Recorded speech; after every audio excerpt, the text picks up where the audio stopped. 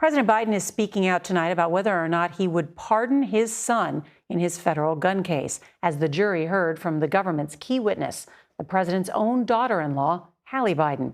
CBS' Scott MacFarlane was inside the courtroom as she testified about Hunter Biden's drug use and the gun at the center of the case. A star witness in a potentially pivotal piece of video evidence at the trial of President Biden's son Hunter. Hallie Biden, the widow of Hunter's brother Beau, testified this surveillance video shows her throwing away her brother-in-law's gun in a Delaware grocery store parking lot on October 23, 2018. Just 11 days after Hunter Biden bought the gun, and just after Hallie Biden said she found it in Hunter Biden's car along with drug residue and drug paraphernalia. Hallie testified, "I didn't want him to hurt himself or the kids to find it and hurt themselves. I was panicking."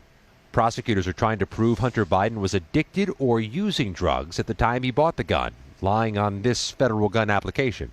Prosecutors will tell you the physical evidence doesn't lie. And this is about as powerful physical evidence as you can get, linking his possession of that gun to his use of illegal drugs. Hallie Biden also described taking up a romantic relationship with her brother-in-law about a year after her late husband, Beau Biden's 2015 death, telling the jury it was also Hunter Biden who introduced her to using crack cocaine, calling her drug use a terrible experience. "I'm embarrassed and ashamed." Prosecutors showed Hallie Biden the gun and images of the satchel in which she found and discarded it.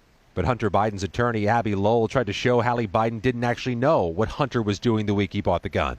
"You don't know if he was drinking, using, or either of the above?" Lowell asked. "I don't know," she responded.